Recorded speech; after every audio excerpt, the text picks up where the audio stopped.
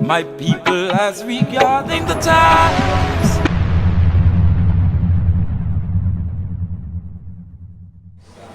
We have been sharing these annual forecasts really since about 2010. It has, I don't know, it has grown to be something to give us a lot of food for thought. So I am thankful to be able to share a vision for 2018. The theme that I really see relevant for this year would be Earth Change Acceleration. You know, there's going to be a prominent Earth energy this year for two significant reasons. The two planets moving into Earth signs, one being the planet Saturn, which is going into its home sign of Capricorn. It's actually starting that right now. It's at 1 degree Capricorn. So we're starting the year with Saturn moving into Capricorn.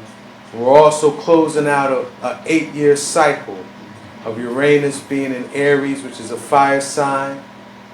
In 2018, it's going to move into the Earth sign of Taurus. So we're going to look at, you know, what these two planets is going to mean as far as like Earth changing and, you know, this Earth element activation, which I think we're all going to see this year. But before we move to that, I think as many of y'all know, like we just coming out of a Mercury retrograde cycle, like yesterday, today.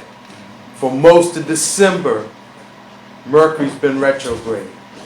And we've been seeing a lot of Mercury retrograde phenomena, like the busiest airport in the country having a blackout and shutdown.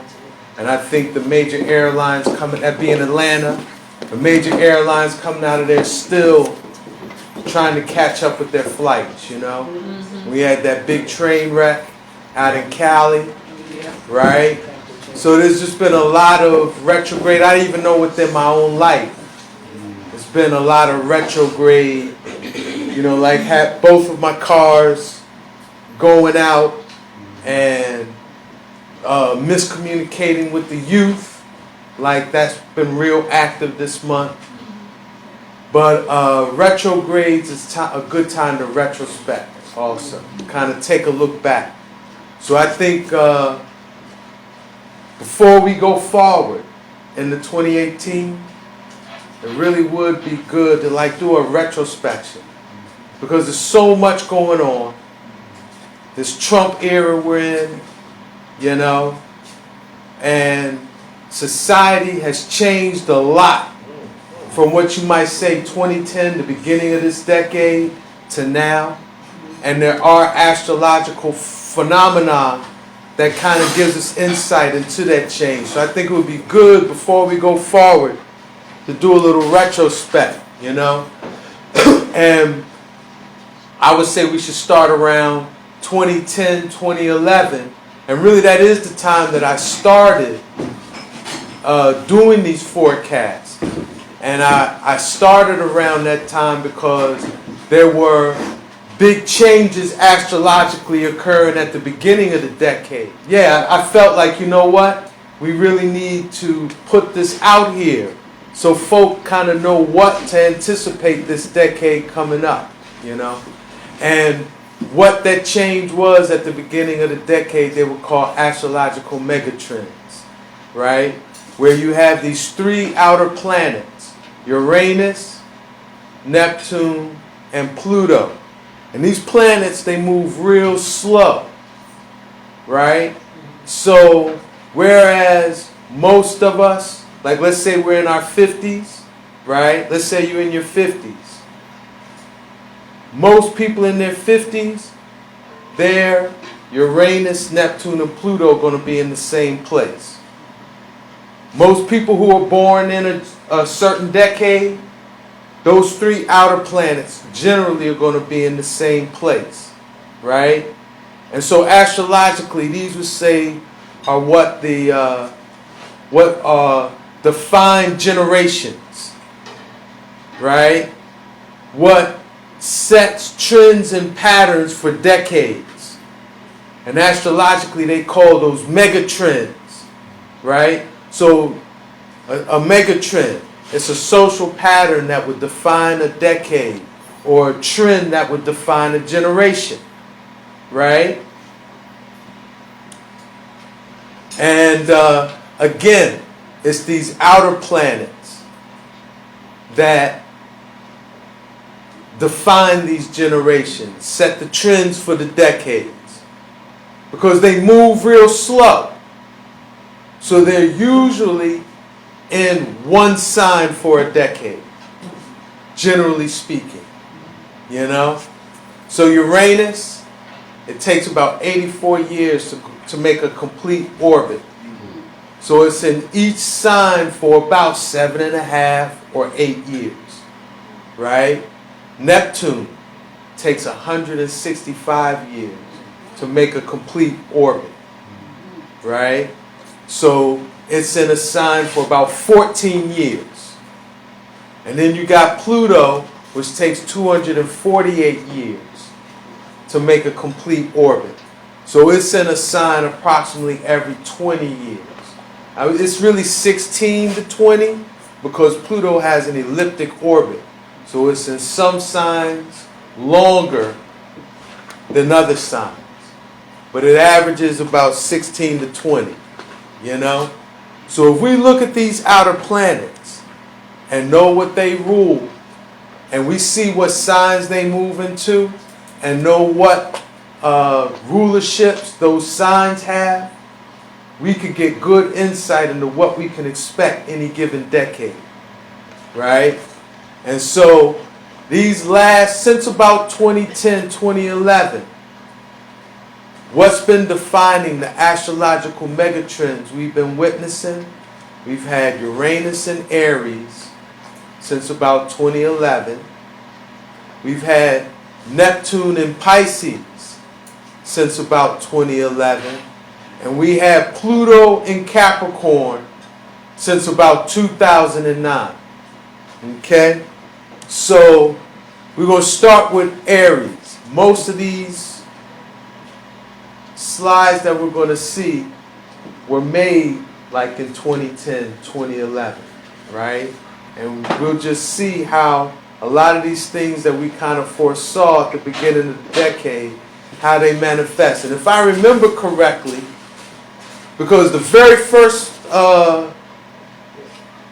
one of these that I did, it was only about 4 or 5 people there. And if I remember correctly, Mama Maleka, you were one of them, right? Mm-hmm. Yeah. All right, so I got someone here who kind of give an ashe that a lot of these things we put out in 2010, we're going to see how they manifest, right? So one of the big things that Uranus and Aries manifested this decade is what they would generally call the Arab Spring.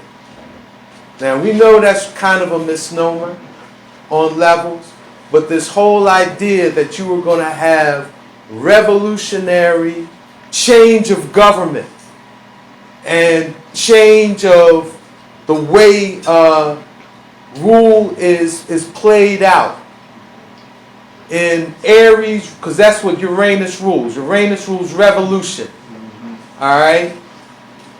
You're going to have this in Aries ruled places like desert regions and regions ruled by Aries dominant people, which tend to be Arab. Okay? Arab folk and arid desert places, Aries rules. Okay? And one other thing, Uranus also rules uranium. Okay? So we said, hey, by 2018, we can foresee Iran being a nuclear power. Okay? Because again, Iran is one of these desert, Aries ruled regions and people. With Uranus moving in there, there was going to be a drive towards acquiring nuclear weaponry. Okay? Aries rules the lone gunman, the individual, the lone wolf. Right? And again, Aries also rules desert regions. So we said, hey, we're going to see an uptake of lone gunmen taking actions that impact like the national and international stage. And there's going to be a lot of these events are going to occur in Aries ruled regions like deserts. Okay? So we know we just had the largest mass shooting in a desert region of Las Vegas in 2017. But this thing really started off in a desert region as well, because one of the first incidences that really initiated this Uranus and Aries phenomena with lone gunmen taking people out, first one occurred in Tucson with Gabrielle Gifford, who was Arizona's congressperson. And that's like an Aries person, a representative. They're like the face of, whatever they're representing. She's representing a Aries region, Arizona being a predominantly desert state. And she gets an assassination attempt by this man, Jared Lee Lofton, in Tucson. So that's what kind of started this phenomenon. And again, it culminates, like peaks out in another desert region with this Las Vegas shooting this year. Okay? Aries rules the head. Uranus rules technology. So we said we were going to see this trend where ultimately where it's heading is the implant in the head or the hand. But that, because Uranus rules technology, electronics, automation, Aries rules the head. But that there was going to be this focus of technology for the head, for convenience. Right? They were going to make it convenient. Right? Make life convenient. But this whole idea of putting technology in your head or around your head. And it started with the Bluetooth. But that we said this was going to become a social norm. And at the time that I was making this, when I first made them, something that I would observe joggers that would have headphones on and shades. And that would really make me think like, wow. And it wasn't even like AI glasses or nothing like, or those enhanced reality glasses, just regular glasses. But it just made me think like they're going to like filter our whole reality. They're going to make technology that, what we're hearing and what we're seeing is going to be filtered by technology before we get it. Okay? Something else we said we were going to see a lot of was these virtual identities, these avatars. Like our real identity isn't good enough. And that we were going to be creating these virtual identities of ourselves, that we project out. But of course, and that's why they're called avatars, because like in the Matrix, right? When they were in the Matrix, Neo looked like sharp, right? His clothes was like black leather and everything coordinated. But then when you saw him on the ship, they was like in rags, like sackcloth, right? And what that's saying is, if we have our choice we're only going to project our best self. You know? And so that's what these Facebook identities and the Instagram identities, like that social media, I didn't know the term social media at that time to call it that, right? But that's what this thing has evolved into. Our Facebook profiles don't really show us in our dark moments. You know? It's usually us at our heights and what we want people to see. You know? So that's a real Uranus and Aries phenomenon. All right? And these are some of the ways these things manifested through the decades. So 2011, we started 2011 with Gaddafi being taken out. All right? And the relevance of that has kind of come full circle at the end of this Uranus and Aries cycle because of the human trafficking that's now occurring in Libya.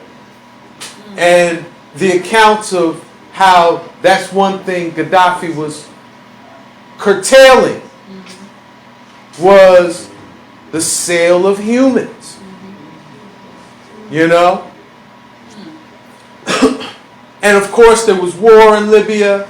We had two big lone gunman attacks, Sandy Hook and Aurora, Colorado, 2011, 2012. We also had the Boston bombing, which was the largest terror incident on U.S. soil up to that date. And we also had Google try to release their Google glasses, but it flopped. 2014 and 15, we had Syria become an active war zone. Again, an Aries-ruled region. A lot of the phenomena in it you could call the Arab Spring, but we also know there was a lot of CIA, KGB fomentation of the conflict as well, right? Mass shootings became a monthly occurrence, almost a weekly occurrence, right? 52 weeks in the year, 74 mass shootings, right? Also, the Is It Real blockade of Gaza started jumping off 2014, 2015, and you also had the first volunteers for microchip implants in Holland, starting that experiment. Okay? Some other 2015 manifestations, the virtual reality glasses were released, right? The terror attacks went international. You had the Paris bombing, which was the largest in Europe to that date. We also had the San Bernardino mass shooting, which seemed like it seemed like from San Bernardino, a lot of them just really seemed like obvious false flag incidents. Like they weren't even really trying to be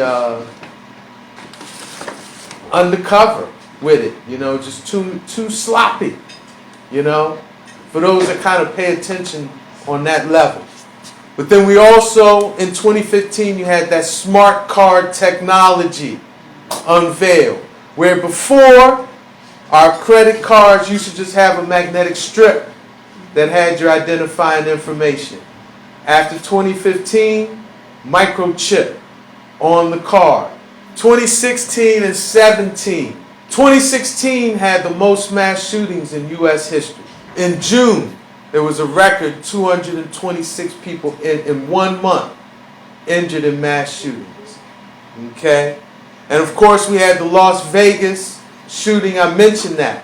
And that's kind of like I mean, if we have something larger than Las Vegas before May of 2018, I'd be really surprised. I think this will be the peak of the mass shootings.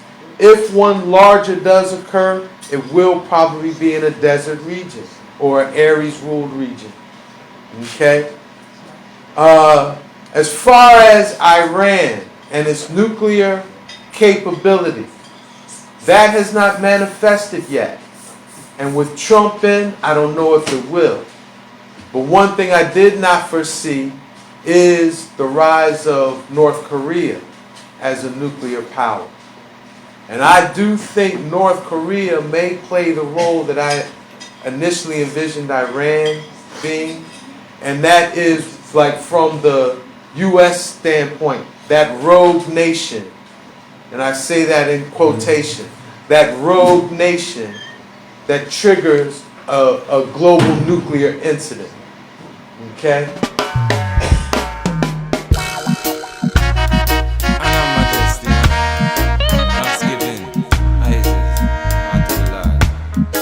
Life.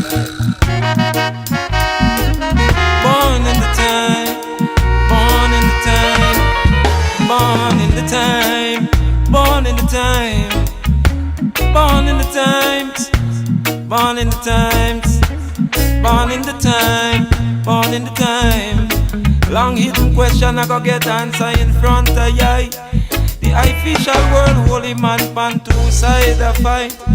A holy war of world proportion from them website. Regardless, your people live up to the most and feel alright. Born in the time, born in the time, born in the time, born in the times.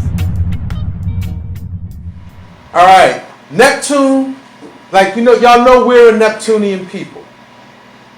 The so-called black man in America, for lack of a better word. And I know there's a lot of debate on who are we, what we going to call ourselves. Y'all know who I'm talking about. All right? If you got in your bloodline someone from what they call the transatlantic enslavement, that makes you a Neptune-ruled person, that deep, the being of the deep waters, that deep Atlantic, who a lot of your ancestors ended up down there. We Neptune rule. We're Piscean people. Okay, Neptune and Pisces. They kind of rule the. Neptune is the ruler of Pisces. Okay, so Neptune deals with our values, our culture, our spirit, our vibes, the energy that holds us together. That spirit energy that really tends to kind of characterize who we are. You know? We see it when we're in church. We see it when we're singing soulfully. You know, the things that kind of define us as a people. Neptunian things. Right? But Neptune ultimately rules one's hopes, wishes, and dreams, and their potential fulfillment. Because of that, when Neptune moved into Pisces, which again, Neptune rules Pisces, this is a window, this is a portal where people can make their dreams come true. Their holistic vision. We all know that holistic vision, right? A big part of it is reconnecting directly with nature, without a middleman, making a commodity out of the elements of nature that we know is just kind of due us free by birthright. Yes. Right? Our own piece of land, living communally, growing collectively, growing what we eat. It's like we all got the vision, right? I don't have to spell it out. We all know it and feel it. It's inside of us. This Neptune and Pisces cycle is, if you don't manifest it in this cycle, I don't know if you will. Okay? And Pisces rules harbor places, safe places of the earth. So if you haven't, is there anyone in here who does not have a personal connection with a harbor place? Each of us should have a connection with a harbor place or someone who lives in a harbor place. Is there anyone who doesn't? Because if you don't, that's going to be my message for you, like at this critical time, as far as this Neptune and Pisces. Find your harbor place. Is that like anywhere near the sea, or is that... Well, when we say harbor place, we don't mean like a harbor, a ship harbor. A ship harbor means it's safe for a ship to come ashore. Usually harbors are like the way the land, it's used like a harbor is usually enclosed by land on 3 sides, so there's not a lot of waves and turbulence. So you could get a, and a harbor is usually very deep, so you could bring a large ship close in. And so because of those conditions, it's a harbor place for the ship. Y'all with me? So when we say harbor place, we mean a place of safety. A place that you can evacuate to and know that you'll be safe. That you'll have food, shelter. Okay? Yes, sir. We have to be, by 2025, we should be in our harbor place. Okay?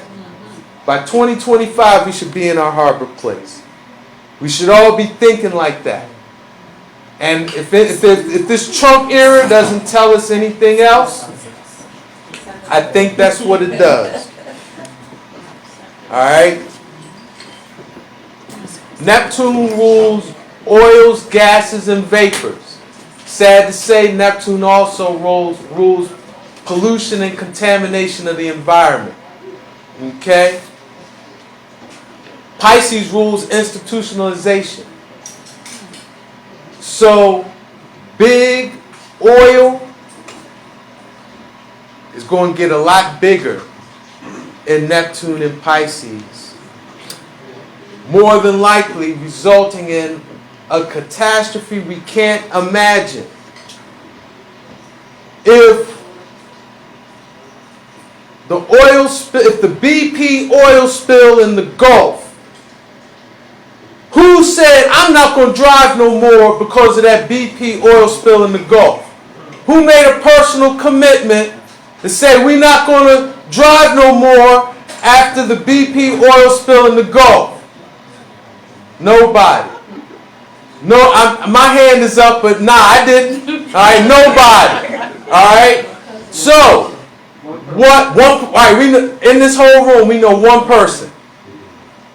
So my question is, what has to happen?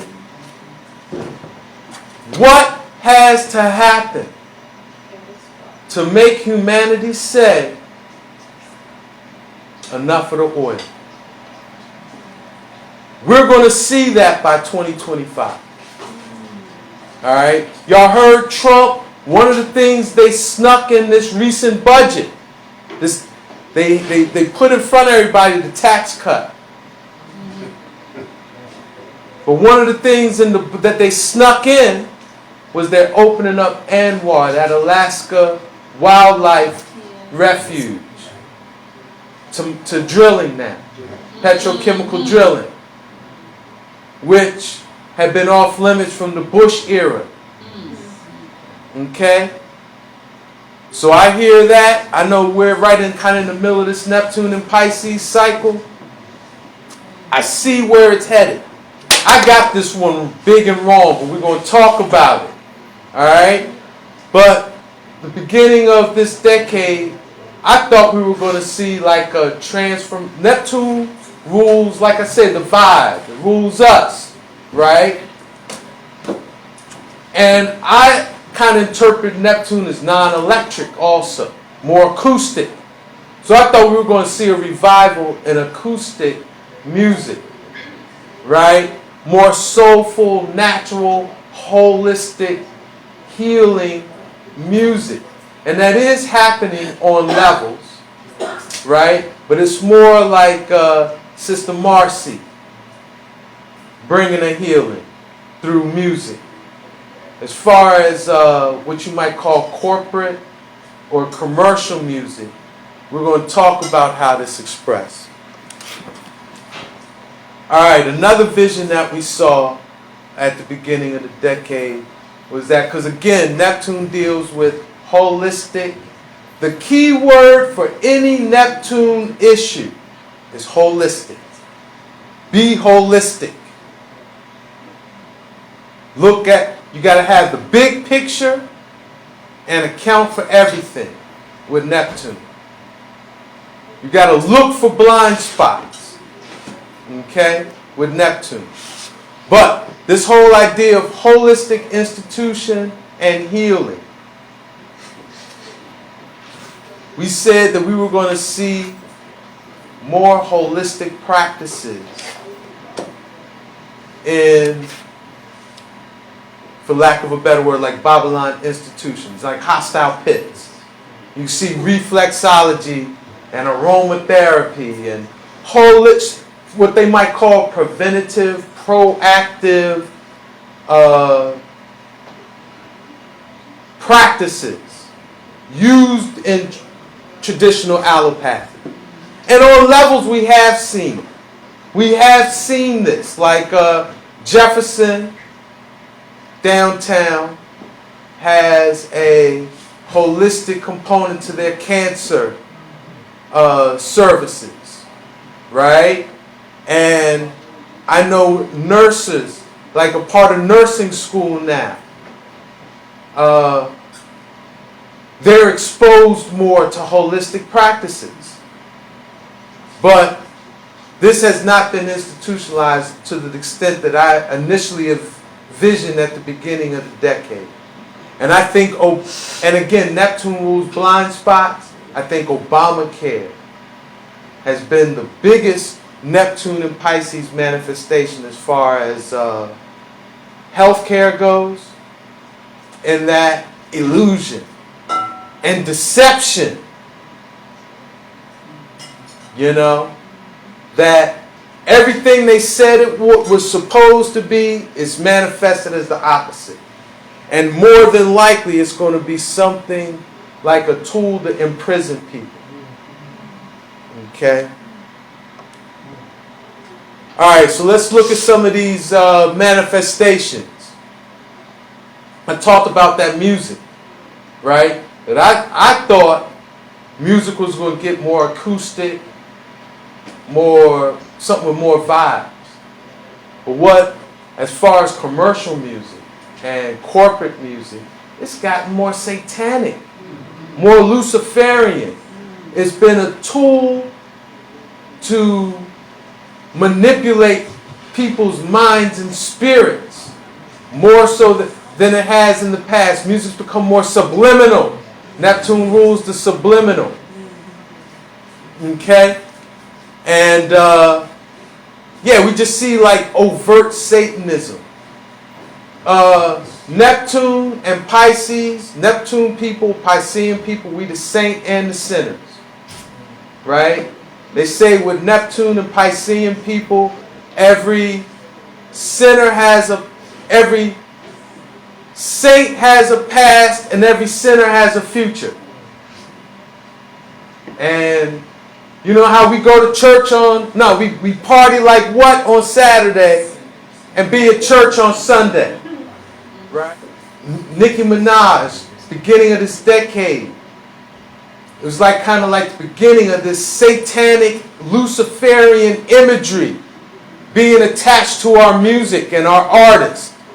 Alright? And for those who didn't see, she went to the Grammys dressed like she was about to participate in a black mass.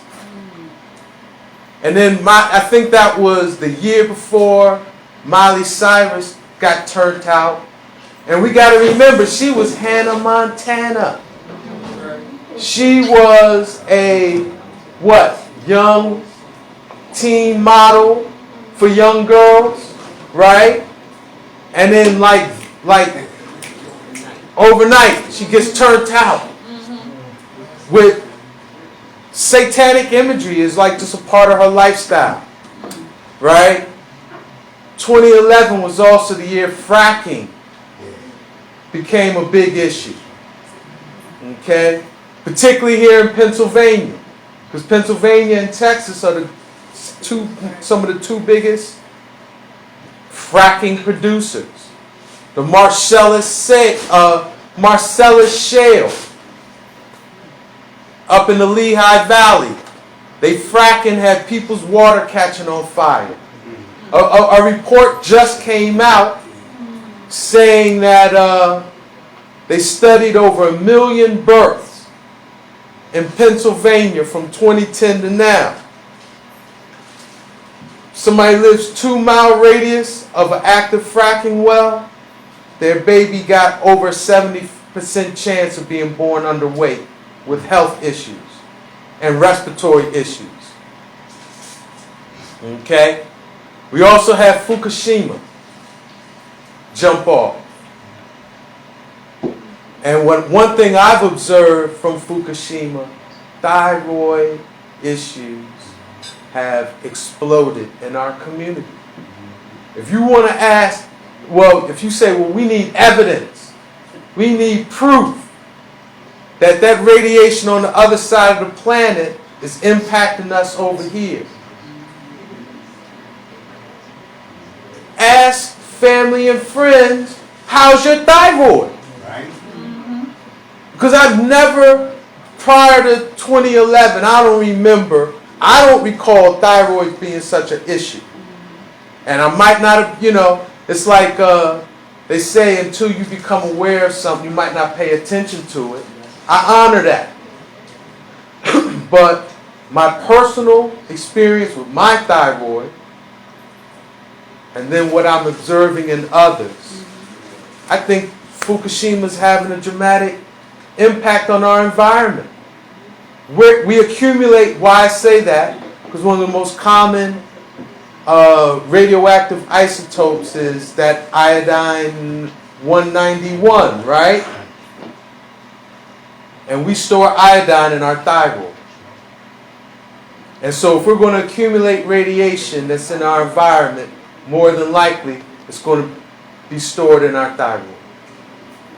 Okay? So that's been a growing issue. We had the what they call that Deepwater Horizon incident, the BP Gulf oil. And again, the oil stretched around the peninsula of Florida and was impacting the coast of North Carolina and Virginia. That's how much oil was released. Did anyone, we know one person, but did that impact anyone's behavior and habits around petrol oil use? No. So we're really set for something worse before 2025. Because at some point it's got to impact our consciousness and awareness that we need another way. And we're not doing it like preventative, so we're going to have to do it reactive. Okay? And again, Obamacare, big Neptune and Pisces, healthcare deception, and herb did 2011, I think herb first became legal in Denver. 2014, Colorado actually 2014 was the year herbs started being a taxable commodity. Big step towards legalization and societal acceptance. Okay? Because of fracking, this is one of the reasons why I think people accept fracking, because gas prices have gone down. And again, that's like a Neptunian illusion. We want to believe fracking's okay because it's working to our benefit. You also had the XL pipeline controversy jumping off. You also had that Ebola outbreak, which was very Neptunian, with a lot of like mystery and intrigue around it. Like, what's the real source of this? 2015, big buzzword that started jumping off is prison reform. Okay? Neptune in Pisces is going to break the chains. It's going to release the doors. At least that's what we would think. Okay? Because 12th house, Pisces, represents, rules prisons, institutions, places we are against our will. Places we don't really want to be. If we had it as our will, we wouldn't be there. Neptune frees. Neptune dissolves. Neptune liberates. So this is why prison reform and the idea and how it really played out was that governments were realizing, wow, we have, and let me even talk about this going into 2016. Governments began to realize, wow, it costs a lot of money to lock these niggas up. We could save more money putting an ankle bracelet on them, which in time will have the technology to make it a microchip. And we could imprison them in the community. Okay? So we got this thing of prison reform occurring at the same time of school reform occurring. And anyone who knows how school reform is going, they're making school year-round, extending the day hours, pushing for armed security, right? They're pushing for segregated schools, those who are scholars and those who are labeled disciplinary problems. This is eventually going to merge with this idea of genetic markers and predetermining those who are violent and criminal prone. And before we know it, our schools are going to be our prisons. And we're going to be in a prison planet. Okay? So then again, this is Neptune. Neptune, when we say you have to be holistic, when you deal with Neptune, you got to look for the blind spots. At first glance, who can knock prison reform? But we got to look at how they're reforming prison as well as other things in society so we don't get caught with a blind spot. Y'all with me? Yes. All right, so another way this Neptune and Pisces thing manifests, I did already mention it. Because Neptune is our blind spots, but it also wipes away illusions and untruths. So again, for decades, there's been an illusion cast before us that cannabis was the gateway drug. You was going to smoke a spliff one day and looking for the vein the next, right? And that you was probably going to try alcohol and cocaine on your way there, right? But it's really shown the gateway drug are these prescription opioids. You go to the dentist and get a root canal. Next thing you know, you strung out on heroin because they got you on them perks, the Percocets, you know? And yeah, that's what's driving this epidemic is the prescription drugs. You hear it over and over. Now, everyone but Jeff Sessions hears it. Jeff Sessions don't want to hear that. Jeff Sessions still wants to criminalize cannabis because he still wants to lock niggas up for cannabis. And more than likely, the pharmaceutical industry is breaking him or some of his family members off something. Right? So Jeff Sessions is not going to criminalize the pharmaceutical industry or hold them accountable or responsible for the opioid epidemic. But we see that it's real. Okay? Something else that's manifesting with this Neptune and Pisces, and we see it in our hip-hop, is the mumble rap generation. These mumble rappers, they are a Neptune and Pisces artists. Okay? And how is it really most evident? Their heavy drug consumption. They're what they call their gender neutrality. That's a Neptunian thing.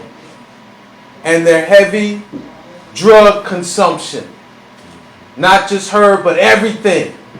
They're on that heroin through the purple drink. That purple drink is nothing but opium, and it's like liquid opium. That's what they really on. That what's the other word they call it? Something else. The syrup, but there's even another name, more recent. My youth would know, but y'all know what I'm talking about. The purple drink, okay? And it's got them like we gotta pray for them. We got to really pray for this generation. This mumble rap generation. It's easy to write them off and just say, it's a rap for them. But no. Another way Neptune and Pisces is manifesting, particularly the last couple of years, is our base of reality is being dissolved. Okay? What is real is becoming very relative. And that's like this phenomena of fake news and alternative facts. Okay? And Trump really kind of brought this thing, he made it official. Now we know the media will spin game. They've been spinning game forever, we know that. But now it's like official. What does it say? Fake news is real news and alternative facts are facts. That's some Neptune and Pisces for us. I want to even just build on this again as far as our youth. This Neptune and Pisces generation, right? And even as it relates to our music. Because when Neptune was in Aquarius, Aquarius is about equal rights and justice. Social equality, right? Speaking up for the masses, or even just being your own unique character. Aquarius, like, I'm free to be me, right? So those were a lot of the themes we saw in what we call hip-hop. And what we think of is like, now it's old school, but it's like, say, classic hip-hop, right? You think of like a Kanye West, even though he's a Gemini, he's a very Aquarian person, because he's all about doing himself. And being, like ain't no one like me, And you think of groups like Black Star, The Roots, that whole native tongue, and all the ones that came out of that native tongue movement. Queen Latifah, Tribe Called Quest, Jungle Brothers, Busta Rhymes, Leaders of the New School, all of them, right? Those were Neptune and Aquarius artists with Aquarian themes. They don't understand these mumble rap, they think that the mumble rappers have killed hip hop, Like hip hop died in 2016. And that something else spawned out of it, this mumble rap. And on a lot of levels, I understand what they're saying, because hip-hop was about lyrical artistry and being tight with your wordplay. And so, for someone who values that, to then hear rap that's like kind of unintelligible, right? I could see the conflict. But again, the lens to understand these cats, they're Neptune and Pisces. Okay? They're what they call, they're very emo. That's another adjective I've heard applied to these artists. They're emo, they're into their feelings. Right? They're about expressing their feelings. Yeah, they're really big on drugs. That's Neptune and Pisces, you know. So I just share that to hopefully help us understand our youth a little more, and don't just reject them. But these are the times they born in. You gotta, you're born in certain times, just like we were born in certain times that our parents might not have fully understood, right? And if we were able to share something with them to give us insight on how to relate to us, we all might have been a little better for it, right? That's why I wanted to mention this. Okay? Yeah, but this is them. All right? This is them. You see a lot of, like I said, what they call that gender fluidity is a big thing. That Neptune, the boundaries of male and female have been dissolved with them. Okay? And, yeah.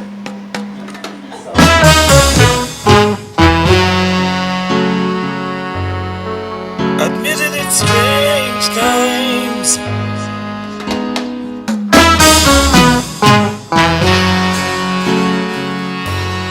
Admitted unusual times.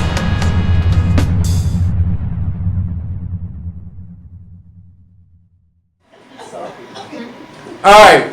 So we're going to keep it moving. Pluto in Capricorn.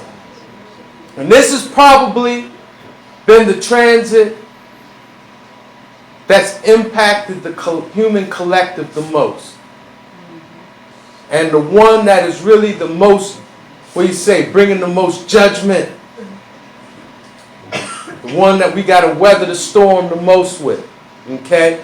So, we said in 2010 that revelations of sex scandals concerning authority figures was going to be a big thing.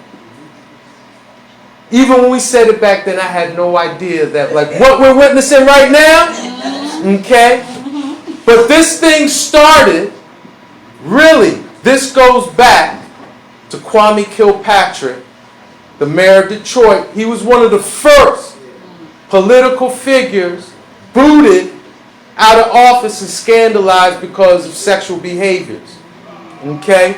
But then you also had the Italian Prime Minister, Berlusconi, I think his name is pronounced. Excuse me if I'm mispronouncing it. Benito Berlusconi, who got scandalized with underage girls at big state funded parties, right? They were the beginning of this. But we are seeing it really peak out now. Where, right, I heard the owner of the Carolina Panthers, he was like, I'm busted. I'm going to just go ahead and sell my football team. That was last week. He said, I'm busted. I did it. I'm going to just sell my football team. I'm cool. Y'all got it. I've never heard of nothing like that. That's extreme. But we know, like, every day someone's getting popped. Someone's like, yeah, I did it, you know?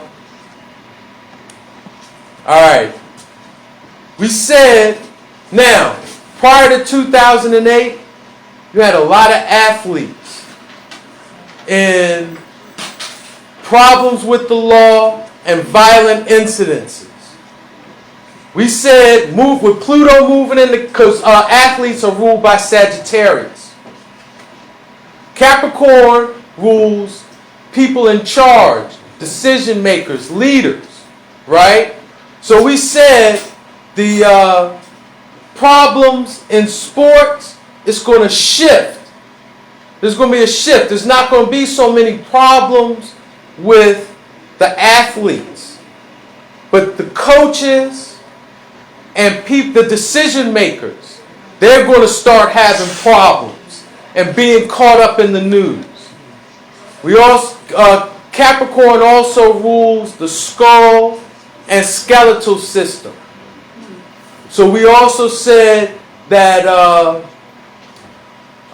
concussions and cranial skeletal issues are also going to become prominent, right?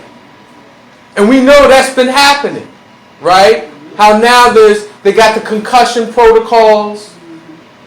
The NFL had to settle with the Players League, the Players Association, pay a lot of former players millions and billions of dollars because the NFL knew for a long time that the rules, the way of play was making concussions commonplace.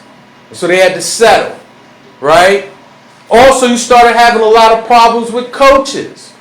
The beginning of the decade, Andy Reid, before he got bounced out of Philadelphia, remember when they started training camp, the year before he left, his son OD'd and died up in Hershey, Pennsylvania, at the beginning of training camp. And it really just tainted the year. It was a problem. So he was kind of the beginning of the coaches being the problem. And coaches and people in charge.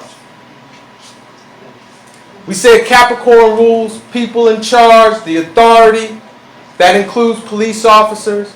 We said police scandals and police use and misuse of power.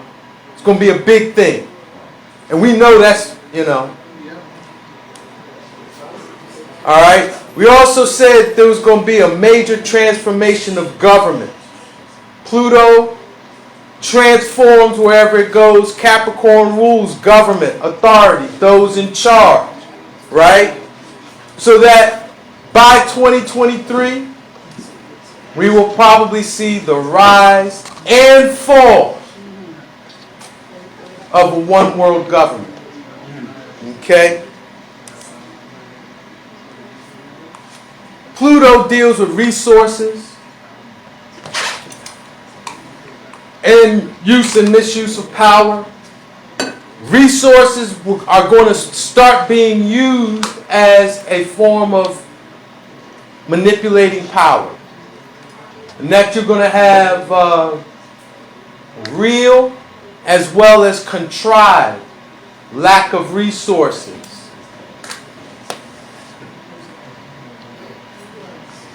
Now, right off the bat, we know that the gas during those Bush years, when gas went up to like $4 and $5 a gallon, the fact that it's back down to $2 something, we know that that was a contrived shortage. Because Dick Cheney was vice president. And he said, Dick Cheney is, basically the petrochemical head man. So he contrived the shortage so that they could make billions. Okay? That's just one example. Right? So now let's look at some of these manifestations. 2011, 2013. As far as that coach phenomena, winningest coach in college football history. Joe Paterno, forced to resign because of a sex scandal He wasn't directly involved, but he was aware. It happened under his watch. And in Plutonian nature, shortly after he resigned, he died right after he resigned. It was like he had to,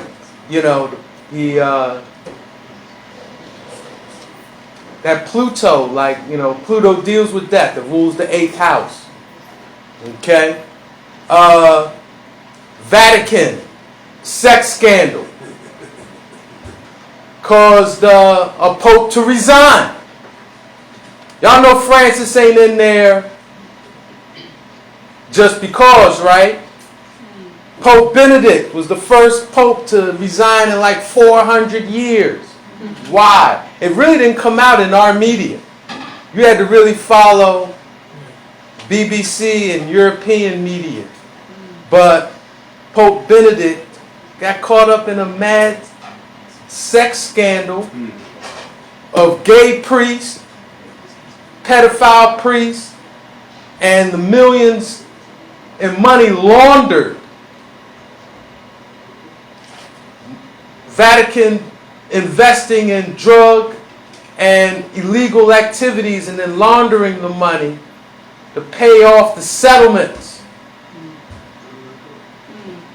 And Benedict got caught up in it and had to step down. That was also the years that Mark Wiener had to resign. And those that are keeping up with Pizzagate and the Clinton involvement know his behavior is still catching people out there today. As a matter of fact, you know how the FBI opened up Hillary's investigation right before the election? Y'all remember that, right? Why did that happen? It was because Mark Wiener, his wife, it's rumored, do I know the fullness? I don't know. But it does make sense. Look it up yourself. They say Mark Wiener's wife is Hillary Clinton's lesbian lover. And she had on her computer sensitive information. And Mark Wiener put it on his computer so he could have some power leverage. He got caught up in another sex sting, sending photos of his genitals to someone posing as an underage girl online. So they confiscated his computer and found Hillary Clinton's files on it. So that's why they had to reopen the investigation right before the election. Okay? Yes, so Mark Wiener. His name says it all. Alright? This idea of resources being used as a power tool. I think the biggest manifestation of that is GMOs. Because everybody got to eat. And so they're using it to sterilize, depopulate, make sick, and make money off you. Okay? And of course, Lance Armstrong. Like Capricorn are the top in whatever field they're in. Most winningest cycler ever. Bam. Lost it all. Got scandalized. Pluto reveals the truth. You can't hide no truth. Any truth hidden where Pluto goes is going to be revealed. Okay? 2014, that's when the Cosby sex scandal started jumping off. And you know what? We Neptunian people, we want to believe Cosby didn't do it. Yeah. He did it. Sad to say. But you also 2014, the Black Lives Matter. Protests against police misuse of power. Of course, Eric Garner. Staten Island. What'd he say? I can't breathe. right? We also had that NFL player, I think he played for the Baltimore Ravens. The footage of him knocking Ray Rice, knocking his lady out on the elevator. But that brought up, that was like the incident that brought domestic violence and the misuse of power in the home. It brought it like, you know, it made it okay to talk about it. And then, of course, that CIA torture report came out, which is very damning. It didn't stay in the news cycle long, or else a lot of more heads would roll, because it really exposed the criminality of the government. On violations of not just like own law, own policy, but international law. Okay? 2015, locally, we had Porngate. Okay? That was judges, district attorneys, state attorneys, and state politicians sharing pornographic and racist emails on government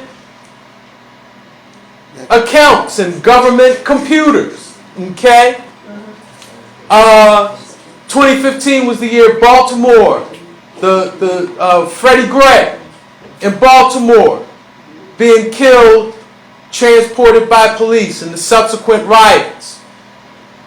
Corporate scandals really jumped off in 2015 as well, the biggest being VW, and them having to acknowledge that they were falsifying all of their emissions emission readings for their new car sales. Okay? 2016 and 17, the fruits of Porngate. Porngate started as a Republican crisis statewide, but it was mostly Democrats, heads that rolled. Specifically Democrats here in Philadelphia. Seth Williams, he got caught up in it. Seth Williams, it shows you like, yo, Pluto, like, absolute power corrupts absolutely. Because Seth Williams, this man's a Democrat. Why? When Kathleen Kane, who was the one state person who went to jail over this thing, and she a Democrat, but Kathleen Kane saw, yo, this statewide investigation into all these black Democrat legislatures, it's racially motivated. Shut it down. It's racially and politically motivated. Shut it down. 3 of her state attorneys kept the investigation going. So she fired them. One of them dropped some tapes on Kathleen Kane. Kathleen Kane returned the favor, dropped some tapes on him to the press. But the tape she dropped came from a grand jury. So, and then she went, when she was asked about it, she lied about it. Perjury. But the 3 people that she fired, why did Seth Williams bring them in to work with him? And of course, they reinstituted the prosecution of these Democratic black legislators from Philadelphia. 2 of them were Seth Williams' mentors. They got disgraced, put out of office. I don't think they did jail time. But to show you how karma works. And now this just shows you how foolish we can be sometimes. If you know your thing's not clean. If you know you got dirt in your closet, why are you going to rummage through a next man's closet? Particularly ones who are your mentor. But that's this Pluto and Capricorn. That's why Seth Williams is in jail right now. That's karma. That was some major karma that we witnessed. That's some real Pluto and Capricorn. But now, this what they call the Weinstein effect. Like I said, in 2009, 2010, when we said, yeah, there was going to be, like, people in charge, heads, head authority figures getting busted for sex scandals. We had no idea it was going to reach this scale. And I think this is going to be a big theme all of 2018. But now something else that's happening with this Pluto and Capricorn, the coming plutocracy. The merging of government and corporate entities. Okay? Big money. Buying government influence. Writing laws that serve them. Government and corporations becoming one. The breaking down of laws preventing monopolies. All these things are going to, like we really see it with Trump coming in. And this thing is going to continue through 2023, But also this Pizzagate. And I will just say, without getting too deep into it, that Pizzagate is real. And it is relevant. And you do need to pay attention to it. And y'all know what I'm talking about when I'm talking about Pizzagate, right? All right. John Podesta and his brother Tony Podesta. And there are their pictures right there, John and Tony, along with these two other individuals. I'll just mention James Alefantis, which means in French, if you take it as a French homonym, means I like children. Okay? Jamais Alefantis. Yeah, they running a major pedophile ring. And why it's relevant is because for you to advance in certain circles of power, you have to engage in this. So it's corrupt by default, and we got to pay attention to it. We have to be able to learn how to articulate this thing in such a way that we can talk to family and friends and get them to understand the severity of it. That's what we got to do. We got to be able to talk about this thing such that people can hear us. Okay? But the biggest Pluto and Capricorn manifestation we've witnessed is this man right here. The rise of Donald Trump. Okay? And he really does represent the man. He is Capricorn is the man.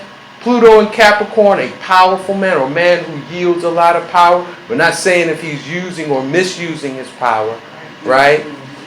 That's this man right here. Now, he's a Gemini. He's got a Leo rising. Okay? But he really embodies this Pluto and Capricorn era that we're in. And I do want to I think, love him or hate him, we do have to understand it. And I think it's important that we just review his chart real quick so that you can understand what you're looking at from an astrological vantage point. Okay? As I said, he is a Leo rising. That's why he's got the gold mane. Okay? And his will. Love him or hate him, that man is a manifester. What he wills, he manifests. Okay? That whole Gemini reality of him, that is like, yeah, one day he'll say, yeah, we're going to honor the World Environment Pact, and the next day it's like, nah, we out that joint. Like he really is Gemini. Like he'll say one thing one day, one thing the next. Inconsistency of word, thought, and deed. Okay? So you really can't expect too much more from him on them level. Now, Why was he a successful politician? Mercury in Cancer in the 11th house. It's not, all right? But again, Cancer in 11th house, that's the feelings of the people. Particularly around electoral politics, 11th house. Mercury, that's what he's saying. That's what's coming out of his mouth. He can articulate it. And makes him a good politician. Okay?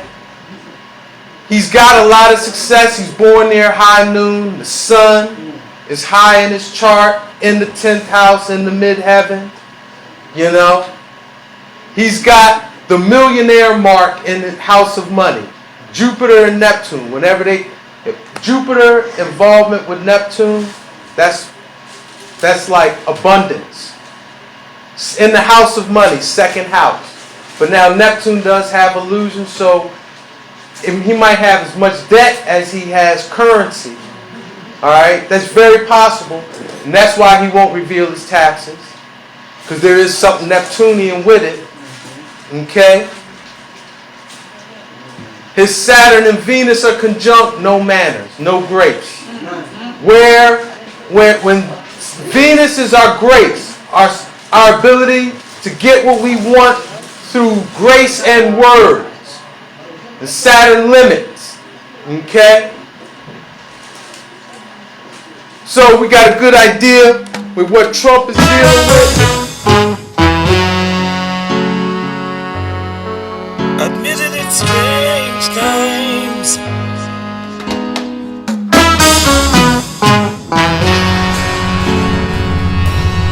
Admitted unusual times. This was the New Year's chart of 2017, where we could see that Pluto crossed the midpoint of Capricorn. Now, when I did a forecast for 2016 and the election, I didn't predict that Trump was going to win. I didn't, to be honest, I predicted that there wasn't going to be an election. But I said, if there was an election, the one who can play themselves as not the company man, you know, the outsider, that they would win. Okay? So in retrospect, I was able to see what really triggered Trump getting into office. Pluto going through the halfway point of Capricorn. If we look at Pluto and Capricorn as a cycle, right? At the beginning, the energy is low, right? When it gets to the midpoint, it's at its peak. And as it starts going towards the end of the cycle, it wanes out. 2017, 2016, Pluto was in the absolute middle of Capricorn. So it was at its peak of power in its Capricorn transit. And it triggered the rise of Trump, the rise of the man. The strongest Pluto and Capricorn expression possible. And that's what Trump is. What accented 2017 being a powerful year too is look at the formation the planets made amongst themselves. An upright pentagram, which in and of itself would usually be good. However, it's got a slight skew to it. Okay? And one of the ways, like if you are what you call like a dark magi, you trying to work some, for lack of a better word, evil, you gotta skew your symbols. You gotta invert them, turn them upside down, or turn them on their side, or make them uneven. So there was a lot of power this year, but to be honest, to me, the power I felt a lot of evil this year. I felt a lot of evil. And it seemed like evil, like you really got to have faith to know that good will overcome evil in 2017. You had to know that. I think this was because of this planetary configuration at the beginning of the year. Compounding it, 2017 we had this great American eclipse.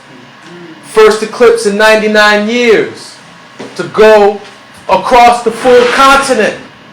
Okay? Long and the short of it, eclipses are fateful times. It's when the sun and the moon link up with the North Node. The North Node is where we're heading. It's our trajectory based on our past behavior. Okay? It's tied in with our purpose, our destiny, and our fate. And eclipses tend to be considered very fateful times, particularly for the countries that they traverse and the rulers of that country.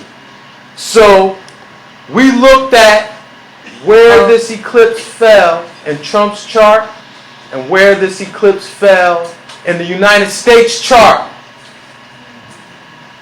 Because again, eclipses tend to be malefic omens. You know, you can either be, a sign can either be an augur or an omen. Right? Augur means it's bringing favor. Omen, judgment. Usually eclipses are fateful omens for nations and leaders. The nations that it covers. So when we look at where this eclipse fell in Trump's chart, it fell in his 12th house. Hard conjunct is Mars, hard conjunct is ascendant. 12th house is the house of things beyond our control. So what we said during this eclipse was that within 28 days, things that are beyond his control, 12th house is also where our deepest secrets are. Things that were beyond his control was going to bring out his deepest secrets, his deepest revelations. Now, what happened 28 days after this eclipse? Robert Mueller was named to lead that FBI investigation into the Russia election challenges. And we see where that's manifesting now. Okay? So the revelation didn't come out, but the stage was set for the revelation to come out. And it may cause Trump, it may bring out the worst in Trump. Instead of humbling him, it's going to make him more of himself, more extreme of himself, because it's coming off on his Mars. All right? As far as the United States, it fell in the United States 4th house, the eclipse. That's homeland insecurity. Okay? 4th house is the homeland. Okay? But, yeah, homeland insecurity. Domestic conflicts, domestic issues, things on domestic soil. And we see the shift has gone from international terrorists to what? Domestic terrorists. The fact that we would all, what are we now? We are black identity extremists.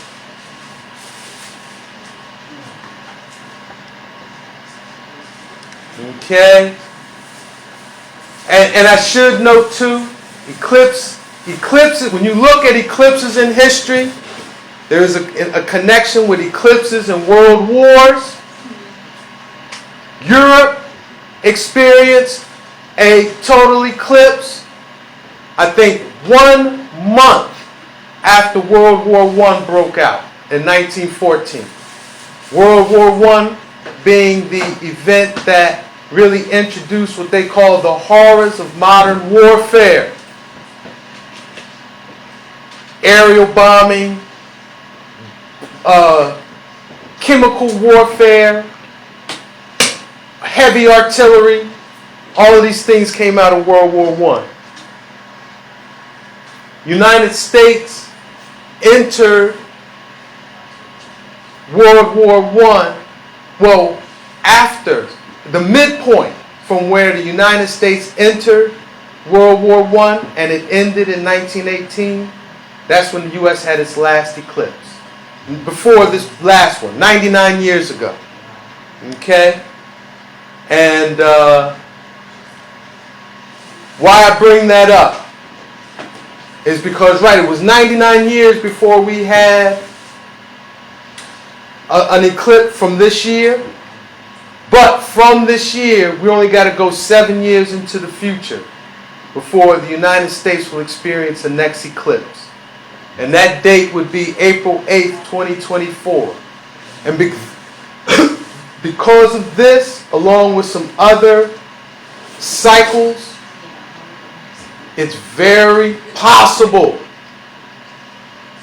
that that eclipse we just experienced in 2017 marked what we would call that 7 years of tribulation in prophecy.